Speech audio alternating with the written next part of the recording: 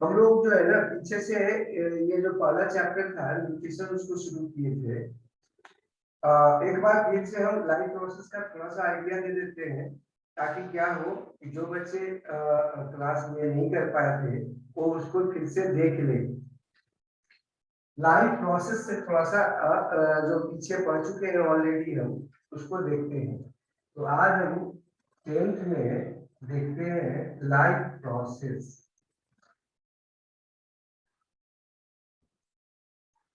Processes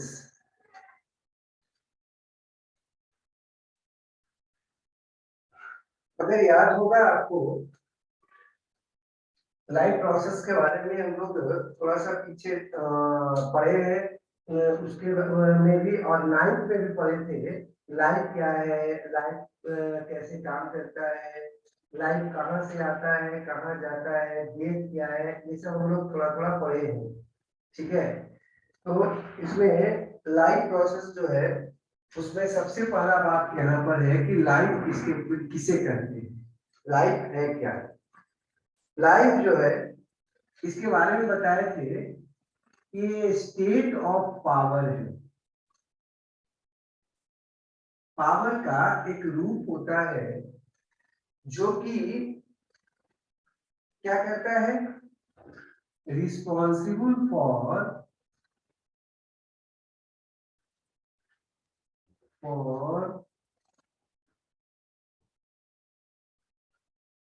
activity in organism.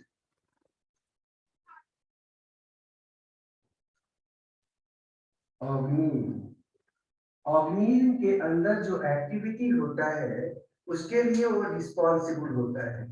और life, तो life क्या है, स्टेट ऑफ पावर है जो कि किसी ऑर्गेनिज्म के अंदर होने वाले घटनाओं या होने वाले विभिन्न क्रियाओं के लिए रिस्पॉन्सिबल होता है, जिम्मेवार होता है।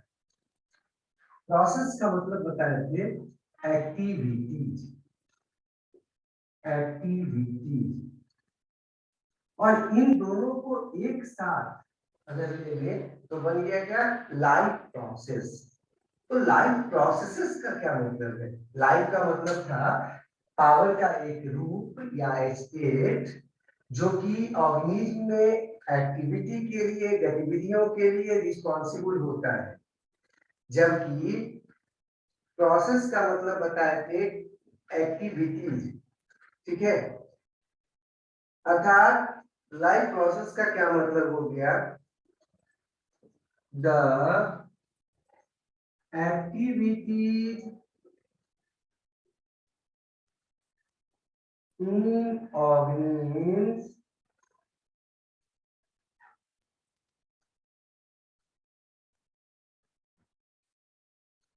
responsible to maintain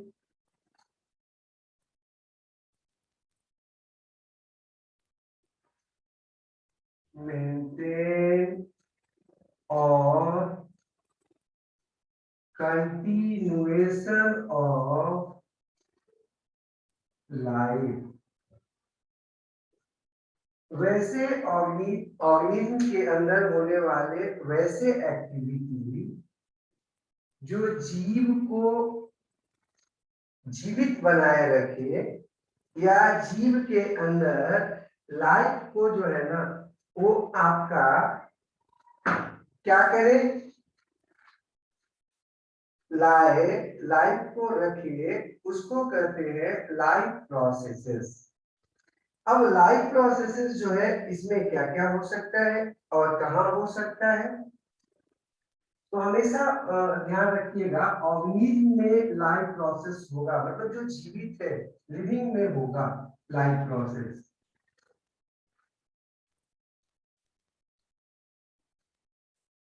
living organism जो होगा उसी में लाइफ प्रोसेस होगा। अब इसमें क्या क्या आता है, क्या क्या यहाँ पर आप देखते हैं, एग्जाम्पल इसमें देख लेते हैं। रिस्पायरेशन, अगर हम सांस न लें, ऑक्सीडेशन फूड का न हो तो जिंदा नहीं रह सकते। तो एक एग्जांपल इसमें हो गया रिस्पायरेशन। फिर न्यूट्रिशन, अगर हम भोजन में कल 9th वाले को भी बताए थे कि न्यूट्रिशन से हमारे बॉडी में क्या क्या होता है। एनर्जी मिलता है, न्यूट्रिशन से हमारे बॉडी में क्या होता है, ग्रोथ होता है, हमारे बॉडी में क्या होता है, मेंटेनेंस होता है, रिपेयर होता है। तो रिस्पायरेशन, न्यूट्रिशन, एक्सक्रीशन, सर्कुलेशन, या इसी को हम लोग ट्रांसपोर्टेशन भी कहते हैं।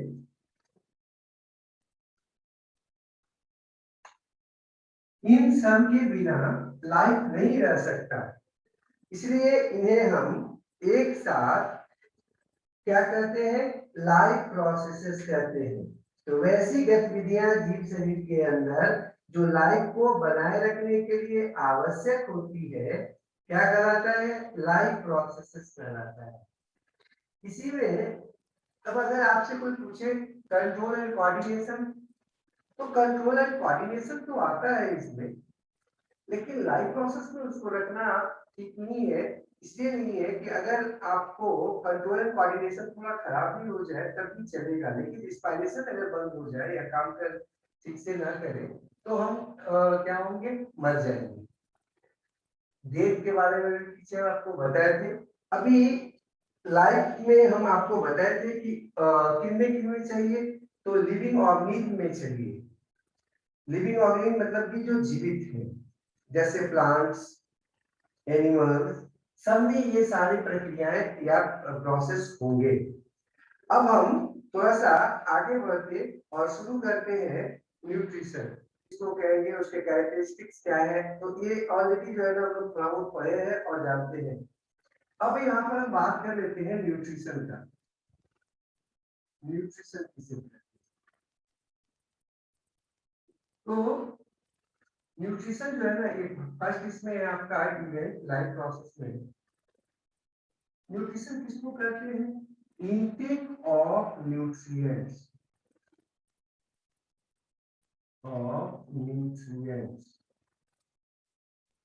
न्यूट्रिएंट्स उन ऑर्गेनिक कंपाउंड्स को कहते हैं जो हमारे बॉडी में न्यूट्रिशन के समय दिए जाते हैं। और करते क्या क्या है, intake of nutrients and use for energy, growth,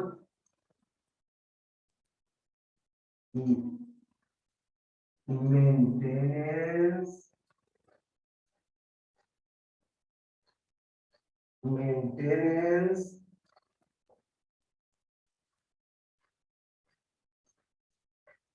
and repair, called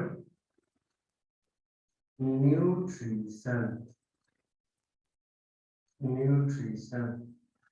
तो न्यूट्रिशन किसको कहेंगे, न्यूट्रिएंट का लिया जाना और उसका यूज एनर्जी के लिए, ग्रोथ के लिए, मेंटेनेंस के लिए और रिपेयर के लिए करना न्यूट्रिशन कहलाता है।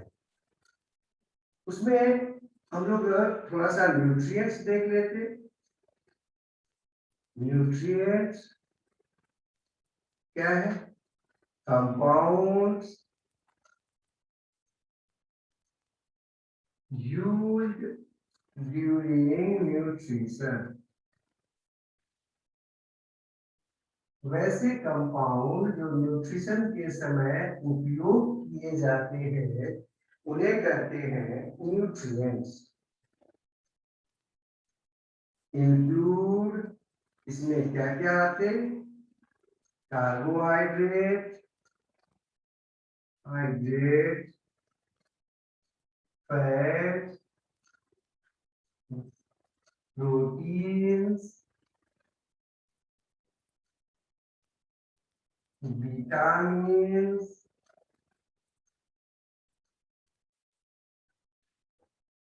Water, including minerals, water minerals, इन सबको हम एक साथ क्या कहते हैं? कार्बोहाइड्रेट, फैट, प्रोटीन, विटामिन, ये सबको हम न्यूट्रिएंट्स कहते हैं। तो न्यूट्रिएंट्स क्या है? वैसे कंपाउंड जो न्यूट्रिशन के समय लिए जाते हैं उन्हें न्यूट्रिएंट्स कहते हैं। और इसमें क्या क्या आते हैं? Carbohydrate, fat, protein, vitamin, water और मिनरल्स आता है। अब ये जो है ना, तो इसमें दो तीन चीज दिमाग में रखना है। न्यूट्रिशन क्या है? न्यूट्रिएंट्स को लिया जाना, उसका उपयोग करना एनर्जी के लिए, ग्रोथ के लिए, रिपेयर के लिए, और तो और एक तरह से बोलो कि जीव को जीवित बनाए रखने के लिए करना न्यूट्रिशन कहलाता है। न्यूट्रिशन में न्यूट्रिएंट लिया जाता है, और न्यूट्रिएंट्स में क्या क्या होते हैं? कार्बोहाइड्रेट, फैट, प्रोटीन, विटामिन वगैरह होता है। अब ये आपका रियली में न्यूट्रिशन किसमें ज्यादा होता है, कैसा होता है, ये देखने के लिए हम लोग कर लेते हैं ऑर्गेनिज्म का टाइप्स ऑफ ऑर्गेनिज्म।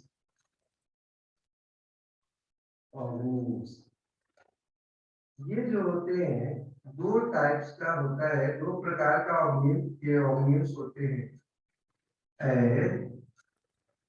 पहला है आउटोट्रॉप्स,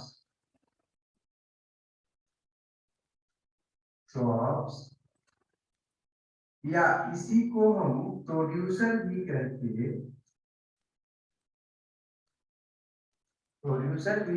हैं, या इसी को हम ट्रांसड्यूसर भी कहते हैं। और दूसरा जो आता है ऑर्गेनिज्म में, कि हम न्यूट्रिशन पढ़ रहे हैं तो ऑर्गेनिज्म को दो ग्रुप में बांट रहे हैं, समूह में। किसके आधार पर? न्यूट्रिशन के आधार पर बांट रहे हैं। सेकंड आता है हेटेरोट्रॉप्स,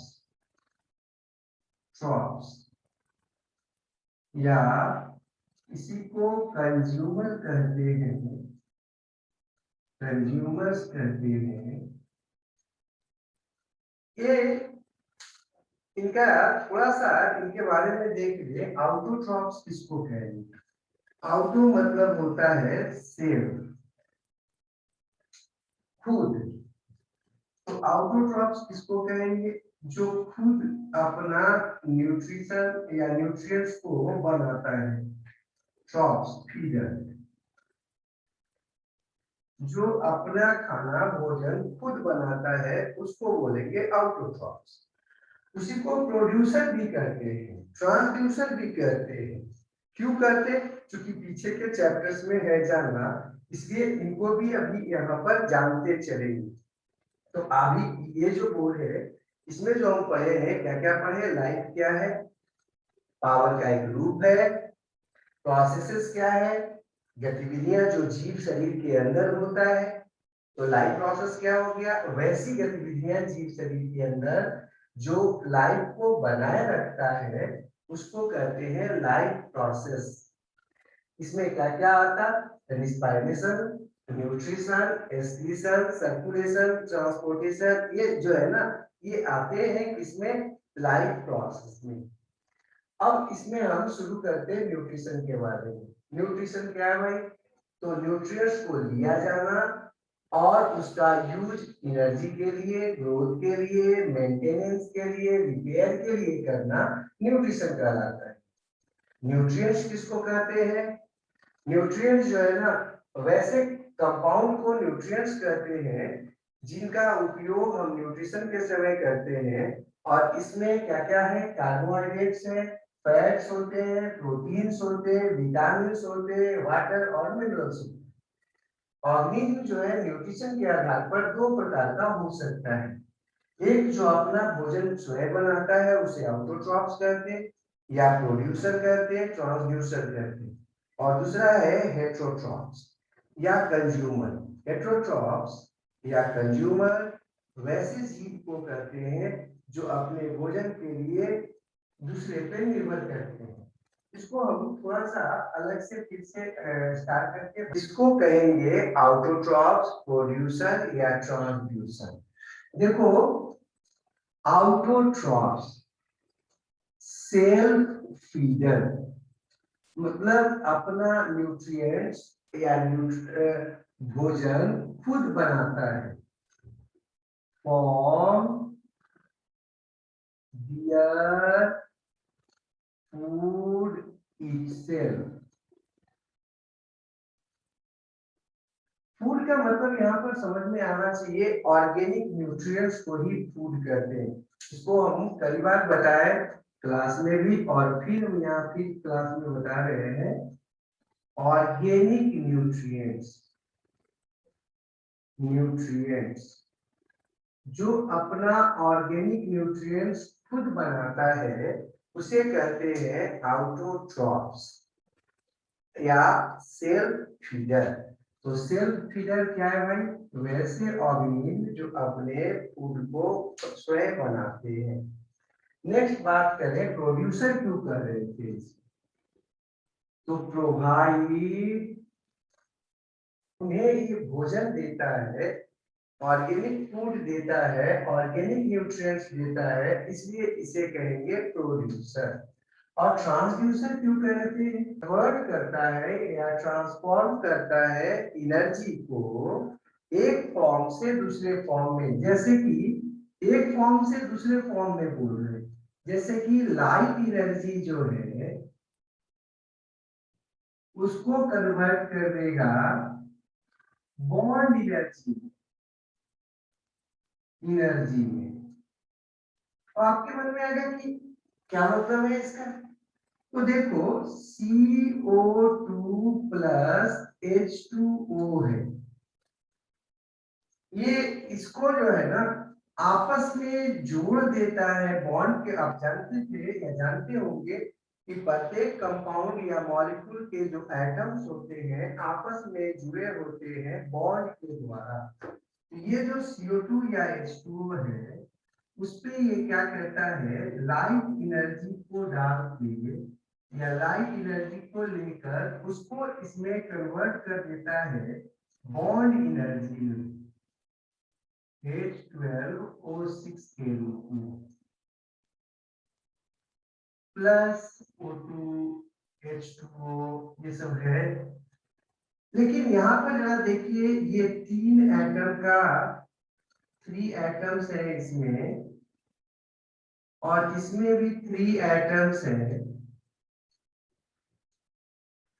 लेकिन यहां पर देख लीजिए 24 एटम्स है, अर्थात इसमें एटम्स की संख्या ज्यादा है।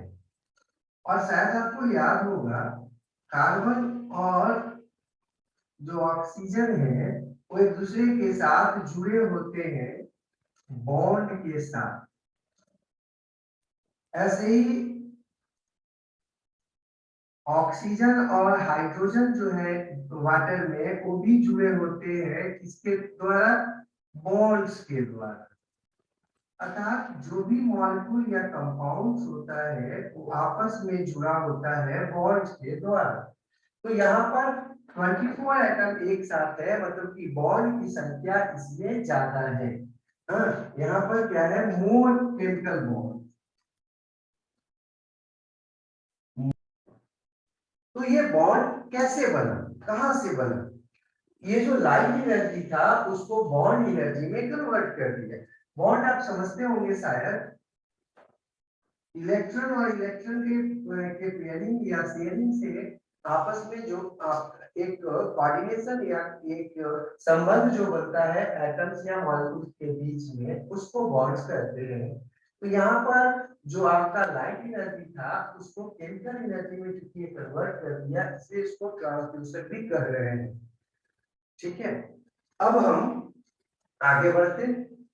प्लांट से आउटोट्रॉफ्स कहलाएंगे। तो आप मान लीजिए एग्जाम में आ जाए कि आउटोट्रॉफ्स या प्रोड्यूसर या ट्रांसड्यूसर से क्या समझते हो, तो आप कह सकते हो कि वैसे organelles are those organelles which form their food itself. हाँ, इसलिए हम अलग से भी उसको नहीं लिखे क्योंकि यहाँ पर ऑलरेडी सबने लिखे दिए हैं। तो नेक्स्ट पॉइंट में क्या लिख सकते हो, it provide food for other organisms of earth या यूनिवर्स और इसको हम क्या कहते हैं, प्रोड्यूसर भी कहते हैं, प्रोड्यूसर भी कहते हैं। अगला पॉइंट में लिख सकते हैं, ये क्या करता है, ट्रांसपोर्ट करता है एनर्जी का एक फॉर्म से दूसरे फॉर्म में, मतलब कन्वर्ट करता है उसको, उसके फॉर्म को चेंज करता है एनर्जी का, इसलिए इसे हम ट्रांसड्यूसर भी कहते हैं। ये क्या करता है, लाइट एनर्जी को बॉन्ड एनर्जी में चेंज कर देता है। CO2 में बॉन्ड कम है, H2O में बॉन्ड कम है, लेकिन यहाँ जो कार्बोहाइड्रेट बना है, ग्लूकोज बना है, उसमें बॉन्ड की संख्या अधिक है। तो ये बॉन्ड की संख्या अधिक कैसे हुई, बॉन्ड कहाँ से आया, उसके लिए एनर्जी कहाँ से आया, वो एनर्जी आया लाइट एनर्जी से। क्योंकि ये कन्वर्ट कर देता है इसलिए इसको ट्रांसड्यूसर भी करते हैं। तो ये इसका उदाहरण कौन हो जाएगा, ग्रीन प्लांट्स हो जाएंगे। सम बैक्टीरिया है, इसको छोड़ देते, ट्यूबुलिना है, वो भी आपका जो है ना वो फोटोसिंथेसिस कर सकता है। ठीक है, ये दूसरे से अपना भोजन प्राप्त करता है। पर एकदम दिमाग में रखिएगा, ऑर्गेनिक न्यूट्रिएंट्स को ही फूड कहते हैं। तो इसको हेटेरोट्रॉप्स कर रहे हैं, क्यों, क्योंकि ये अपने फूड के लिए, ऑर्गेनिक न्यूट्रिएंट्स के लिए दूसरे पर निर्भर करता है। और इसको कंज्यूमर भी कर रहे हैं, क्यों, क्योंकि ये क्या करता है, ऑर्गेनिक न्यूट्रिएंट्स दूसरे का कंज्यूम करता है। ये क्या करता है, कंज्यूमर क्यों बोले भाई, तो दिमाग में आ जाना चाहिए, कंज्यूमर इसलिए कह रहे हैं क्योंकि ये दूसरे के भोजन को खा जाता है। अब यहाँ पर दो तीन चीज और हम जो है ना क्लियर करना चाहेंगे, बार बार आपकी किताब वगैरह में भी दिया होगा, लिविंग, डेड और नॉन लिविंग, ये बार बार आ रहा है, किताब में भी आएगा। लाइफ इज प्रेजेंट करनी चाहिए, लाइफ मौजूद है, तो लाइफ मौजूद है लिविंग, लाइफ मौजूद था डेड, और नो लाइफ एट ऑल, कभी भी जीवन नहीं था, लाइफ नहीं था, उसको नॉन लिविंग कहेंगे। लिविंग और नॉन लिविंग में क्या अंतर है, लिविंग और नॉन लिविंग में अंतर जानने के लिए पहले उनको समझना जरूरी था, इसलिए यहाँ पर ये बताया हम कि लिविंग किसको कहेंगे, जिसमें लाइफ मौजूद है लिविंग, जिसमें लाइफ था मतलब अभी नहीं है, पहले था पास्ट में, तो डेड, और जिसमें लाइफ कभी भी नहीं था नॉन लिविंग। एग्जाम्पल भी बताए थे, इसका एग्जाम्पल में हो जाएगा प्लांट्स, एनिमल्स, कर देते हैं, ये सब बात आएगा, कोई ऑर्गेनिज्म का नाम आएगा, मतलब कर सकते हो ऑर्गेनिज्म। तो जहां भी ऑर्गेनिज्म का बात आएगा तो हमारे दिमाग में क्या आ जाना चाहिए कि आपका लाइफ है उसमें, लिविंग है वो, लेकिन लाइफ बाद प्रेजेंट में अगर करें बात तो इसमें आ जाएगा वुड, ठीक है, नेल आपका नाखून अगर है तो पहले था लाइफ उसमें, अभी वर्तमान में क्या है, डेड है, ठीक है। आपका upper layer of skin, skin ये भी आपका डेड है अभी। हाँ, और क्या है, वो आपका पेपर है, पहले लाइफ था जो कि कहीं न कहीं लगा हुआ था पेड़ के रूप में, ETC कर देते, जिसमें पहले लाइफ था अभी नहीं है, उसको कहेंगे डेड। नॉन लिविंग किसको कहते हो भाई, तो इसमें आपका आ जाएगा जो भी मेटल से, मेटल मेटल ऑब्जेक्ट्स जो भी है वो सब के सब जो है वो नॉन लिविंग है। फिर प्लास्टिक्स है, और क्या है भाई, तो जितने जो है ना वो आपका ब्रिक्स है, ईंट वगैरह है, वो सब के सब जो है वो किस में आएगा, नॉन लिविंग में आएगा। शीशा है या फिर जो है ना फाइबर्स है, बल्ब है, वो सब के सब आ जाएगा किसमें, नॉन लिविंग। अब आपके सिलेबस के अनुसार ये पूछता है, दो तीन चीज है जो हमको वहां पर देखना है। एक तो ये बात पूछता है कि प्लांट का न्यूट्रिशन तेज होता है या एनिमल्स का। तो देखो न्यूट्रिशन का उपयोग क्या था। न्यूट्रिशन जो है वो आपका वो एनर्जी के रूप में उपयोग होता है। वो आपका बॉडी को ग्रोथ में मदद करता है, मेंटेनेंस में मदद करता है, रिपेयर में मदद करता है। तो ग्रोथ किस में होगा, ग्रोथ सारे लिविंग ऑर्गेन में होगा, अर्थात न्यूट्रिशन सब में होगा। लेकिन एनर्जी, एनर्जी भी सबको चाहिए क्योंकि कुछ ना कुछ काम सब में होता रहता है, एक्टिविटी सब में होता रहता है। लेकिन प्लांट का जो एक्टिविटी होता है वो कम होता है, और एक्टिविटी कम होने के कारण उसमें एनर्जी का उपयोग या एनर्जी की जरूरत कम होती है। जबकि जो एनिमल्स होते हैं उनमें एक्टिविटी तेज होता है, गतिविधियां तेज होती है, अतः उसमें एनर्जी की आवश्यकता अधिक होती है। तो ज्यादा एनर्जी अगर चाहिए तो न्यूट्रिशन ज्यादा होगा। फिर मेंटेनेंस का बात है, तो जो जितना ज्यादा मूवमेंट करेगा, जो जितना ज्यादा लोकोमोशन करेगा, जो जितना ज्यादा एक्टिविटी करेगा, उसमें रिपेयरिंग और मेंटेनेंस की आवश्यकता अधिक होगी। और ऐसा जो है ना एनिमल ज्यादा करते हैं, इसलिए एनिमल में मेंटेनेंस के लिए न्यूट्रिएंट्स की मात्रा अधिक चाहिए, और न्यूट्रिएंट्स की मात्रा अधिक चाहिए तो न्यूट्रिशन का रफ्तार क्या होगा, तेज होगा। न्यूट्रिशन का जो आपका रेट होगा वो तेज होगा। तो न्यूट्रिशन जो है ना वो पूछता है कि न्यूट्रिशन किसमें ज्यादा तेज होगा, प्लांट में कि एनिमल में कि फंगस वगैरह में। तो जो ज्यादा एक्टिव होगा उसमें ज्यादा चाहिए। तो यहाँ पर मैं तो उसको लिख सकते हो, एक्टिव होता है इसलिए उसमें न्यूट्रिएंट्स ज्यादा चाहिए, और न्यूट्रिशन का जो रेट होगा वो क्या होगा, ज्यादा होगा। अब हम बात करते कि लिविंग और नॉन लिविंग में क्या अंतर है। तो कैरेक्टरिस्टिक्स का बात है आपने कि लिविंग का क्या कैरेक्टरिस्टिक्स है।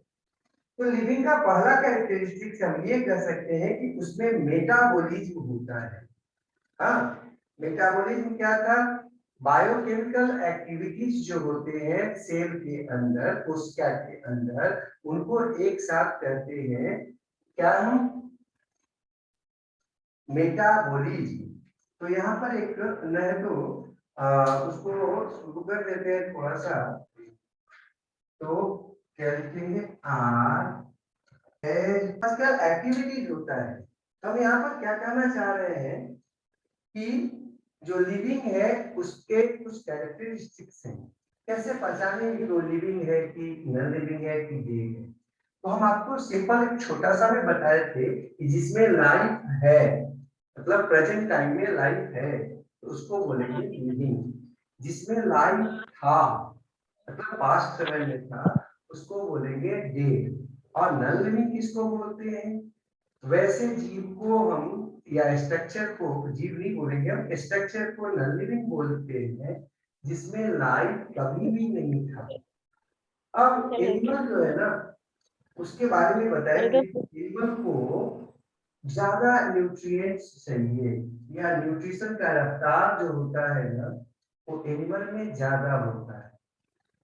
क्यों होता है भाई, क्योंकि उसका जो रेट होता है एक्टिविटी का वो मोर होता है, ज्यादा होता है।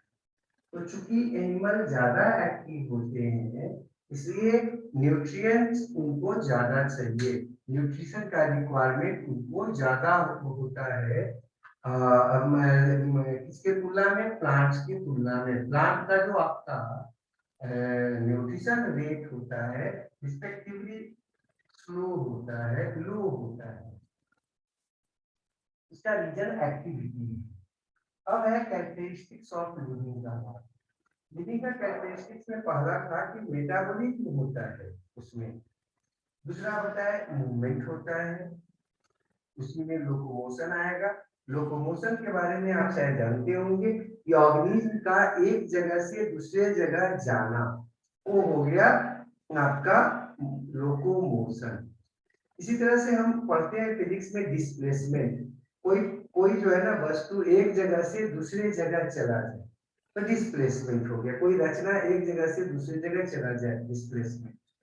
लेकिन अगर बायोलॉजी में हम बात करें, कोई जीव एक जगह से दूसरी जगह जा रहा है तो उसको कहते हैं लोकोमोशन। मूवमेंट का एक टाइप है। मूवमेंट क्या है भाई? उसकी हिलना डुलना ऑर्गेनिज्म, तो किसी ऑर्गेनिज्म का हिलना डुलना उसका मूवमेंट कहता है। उसमें जो आपका गति में लोकोमोशन है, तो लोकोमोशन जो है ना वो प्लांट में नहीं होता, एनिमल में होता है। फिर लेकिन चूंकि ये लिविंग है, और लेकिन और दूसरे प्रकार के जो मूवमेंट्स हैं लोकोमोशन को छोड़कर वो प्लांट्स में होते हैं। अतः जो भी एनिमल्स होगा, प्लांट्स होगा या फंगस होगा, अगर वो लिविंग है तो उसमें मूवमेंट होगा। फिर न्यूट्रिशन चाहिए किसको? लिविंग को। रिस्पायरेशन होगा उसमें, एक्सक्रीशन होगा, ट्रांसपोर्टेशन मतलब फिजियोलॉजिकल एक्टिविटीज होगा इसमें भाई लिविंग में। तो ये कुछ एक कैरेक्टर लिखे हैं, कुछ और लिखते हैं, आगे देखते हैं एक बार। इसमें ग्रोथ होगा, मतलब उसके साइज में, शेप में इंक्रीज होगा। ग्रोथ का मतलब क्या होता है? Increase in shape and size, increase in shape and size. तो उसके शेप में और साइज में, आकार और आकृति में क्या होगा? उसका वृद्धि होता है। नेक्स्ट क्या बोल रहे हैं कि ये जो है ना वातावरण या अपने सराउंडिंग्स, चारों तरफ का जो स्थिति है, परिस्थिति है, उसको रिस्पॉन्ड करेगा। हाँ, उसमें जो परिवर्तन होता है उसके अनुसार खुद में परिवर्तन लाता है या खुद को उसके परिवर्तन के अनुसार गतिविधि रिएक्शन देता है। जैसे आप अगर धूप में चले जाओ तो आपको पसीना आने लगता है, लेकिन आप कहीं जो है ना ठंडे क्षेत्र में, ठंडे रूम में चले जाओ या ठंडे वातावरण में चले जाओ तो पसीना आना बंद हो जाता है। तो क्या हुआ? वो जो आपका सराउंडिंग में जो परिवर्तन हुआ उसको आप रिस्पॉन्ड कर रहे हैं, उसको आप उसको महसूस कर रहे हैं, सेंसिटिविटी है आपके पास और उसको आप जवाब दे रहे हैं, उसमें ढलना चाह रहे हैं खुद को। एडेप्टेशन होता है इसमें। हाँ, इसी से थोड़ा जुड़ता है कि ये जो भी आपका लिविंग होता है उसमें एडेप्टेशन होता है। फिर जो भी लिविंग होता है वो रिप्रोड्यूस कर सकता है, अपनी संख्या को बढ़ाता है, और तो और अपने अलावे नए प्रकार के ऑर्गेनिज्म का भी निर्माण करता है, इवोल्यूशन होता है। जैसे अभी आप सुन रहे होंगे कोरोना वायरस के बारे में कि कोरोना वायरस जो है वो अपने आप को म्यूटेट कर रहा है, हाँ, अपने वेराइटी को बदल रहा है। तो चूंकि वातावरण में जो परिवर्तन होता है उसके अनुसार जीव क्या करता है? अपने जेनेटिक मटेरियल में चेंज लाता है, और जेनेटिक मटेरियल में चेंज लाने के कारण वो क्या होता है? अपने आप से के अलावे नए प्रकार के ऑर्गेनिज्म का निर्माण कर लेता है। पहले भी हम आपको बताए थे कि अभी 2-3 रोग जो है ना काफी खतरनाक रूप में आ चुका है, एक कोरोना का बाद, एक ब्लैक फंगस का बाद। हाँ, कोरोना जो है ना, हम उस दिन भी बोले थे आपको, कोरोना से बचाव ही सबसे बढ़िया उपाय है। बचाव कैसे करना था? तो आपको 2-3 जो है ना बेसिक बात को दिमाग में रखना है। मास्क का उपयोग करेंगे, बिना मतलब का घर से बाहर न निकलेंगे, और मास्क का उपयोग करेंगे तो मास्क जो है ना वो पूरा लगा हुआ होना चाहिए। कम से कम 2 मास्क लगाइए, जिससे क्या होता है पूरी तरह से हवा जो है ना कहीं से डायरेक्ट ना प्रवेश करे, इनडायरेक्ट वे में प्रवेश करे आपके नोज के क्षेत्र में या माउथ के क्षेत्र में। तीसरा बात जो होगा वो ये होगा कि हम जब भी बाहर से आए तो अपने कपड़ों को अलग रख दे, पहले उतार के, उसके बाद जो है ना हाथ वगैरह ठीक से धो ले, तब मास्क को खोले और अपने को चाहे तो साबुन वगैरह लगा के धो ले, हाँ मतलब स्नान कर ले। तो और क्या करें? अगर कभी जो है ना किसी को कोरोना के बारे में जानकारी हो कि उनको कोरोना हो गया है, या किसी किन्हीं को खांसी वगैरह आ रहा है बार बार, तो कोशिश ये करें कि उनसे एक डिस्टेंस हो, थोड़ा सा दूरी रहे। उनसे बात करेंगे हम, उनसे मिलेंगे हम, लेकिन अपने आप को बचाते हुए करना है इसको। और अगर उनसे उनके पास जाना पड़ा तो प्रिवेंटिव लेना मेजर्स लेना चाहिए, जैसे कि सोशल डिस्टेंसिंग, मतलब एक दूसरे से दूरी हो, दिल से दूरी ना हो, शरीर का दूरी हो। दूसरा चीज जो है ना, इसमें ये होना चाहिए कि मास्क का उपयोग करना चाहिए, और तो और समय समय पर हाथ धोना चाहिए। बाजार अगर जाएं तो बाजार में कभी भी लेन देन करें कोई चीज का, तो क्या करें, सैनिटाइजर का उपयोग करें। और ये जो ब्लैक एक फंगस का बात आता है बार बार, वो क्या करता है आपके जो है ना, वो भी बहुत ज्यादा जानलेवा माना जा रहा है, और आ भी रहा है। तो उसमें आपको क्या करना है, वो भी करीब करीब इसी तरह से फैलेगा जैसे ये फैलेगा। अपने रोग प्रतिरोधक क्षमता को बढ़ा देंगे अगर हम, तो कोरोना को भी रोक सकते हैं और ब्लैक फंगस को भी रोक सकते हैं। तो खैर, हम यहाँ पर आ रहे थे किसके बारे में, तो बात कर रहे थे स्टिमुलाई पर या स्टिमुलस पर। स्टिमुलस या स्टिमुलाई क्या किससे बोल रहे हैं कि वातावरण में जो परिवर्तन होता है, चेंज होता है, उसको कहते हैं स्टिमुलस। हाँ, change in environment is called क्या, स्टिमुलस। जैसे आवाज उत्पन्न होना, प्रकाश लाइट आ गया, या फिर टच किए कहीं पे, तो सब क्या कहलाएगा, स्टिमुलस कहलाता है। ठीक है, नेक्स्ट है मोड ऑफ न्यूट्रिशन है क्या, ऑटोट्रॉपिक या हेटरोट्रॉपिक। और ऑर्गेनिज्म उसमें होता है ऑटोट्रॉप्स या हेटरोट्रॉप्स। तो अगर आपसे पूछेगा कि ऑटोट्रॉपिक मोड ऑफ न्यूट्रिशन क्या है, तो बताया कि आपको कि जो ऑटोट्रॉप्स है किसको कहते थे, जो अपना भोजन स्वयं बनाते थे उनको ऑटोट्रॉप्स कहते थे। हम मोड ऑफ न्यूट्रिशन में ऑटोट्रॉपिक हो जाए तो क्या हो जाएगा, वैसा मोड ऑफ न्यूट्रिशन जिसमें ऑर्गेनिज्म अपना भोजन स्वयं बनाता है। भोजन का मतलब ऑर्गेनिक न्यूट्रिएंट्स, तो उसको कहेंगे ऑटोट्रॉपिक। और वैसा मोड ऑफ न्यूट्रिशन जिसमें ऑर्गेनिज्म अपना भोजन किसी और से प्राप्त कर लेता है, वो कहलाएगा हेटरोट्रॉपिक। ऑर्गेनिज्म में ऑटोट्रॉप्स जो ऑटोट्रॉपिक मोड ऑफ न्यूट्रिशन करेगा, हेटरोट्रॉप्स जो हेटरोट्रॉपिक मोड ऑफ न्यूट्रिशन करेगा। उदाहरण तो ऑलरेडी हम जानते ही हैं, पीछे देखे भी थे। बैक्टीरिया आ जाएगा, हाँ, या ध्यान रखिएगा यहाँ पर ऑटोट्रॉप्स या हेटरोट्रॉपिक मोड ऑफ न्यूट्रिशन में कौन कौन आएंगे, सब हेटरोट्रॉप्स आएंगे। ऑटोट्रॉपिक मोड ऑफ न्यूट्रिशन में कौन आएगा, ऑटोट्रॉप्स आएंगे। ऑटोट्रॉप्स में लिविंग प्लांट्स, कुछ बैक्टीरिया, कुछ लिविंग ऑर्गेनिज्म। हेटरोट्रॉप्स में क्या हो जाएगा आपका, non living plants, animals, fungi, अधिकांश बैक्टीरिया। वो सब के सब कैसे होते हैं, हेटरोट्रॉप होते हैं, अर्थात उनमें मोड ऑफ न्यूट्रिशन हेटरोट्रॉपिक होता है। तो ये heterotrophic mode of nutrition, autotrophic mode of nutrition का बात हम कर रहे थे। जो होता है ना, वो 3 टाइप्स में बांटा जा सकता है, 3 प्रकार के प्रवृत्ति होता है, न्यूट्रिशन होता है। सेप्रोट्रॉपिक जो होता है ना, वो इसमें होता है फंजाई और बैक्टीरिया में मुख्यतः होता है, फंजाई और बैक्टीरिया में। और ये एनिमल्स जो कुछ एक और बचे, उनमें आपका पैरासिटिक न्यूट्रिशन होता है, वो जो एक के साथ साथ। तो इसको हम अगला दिन देख लेंगे। और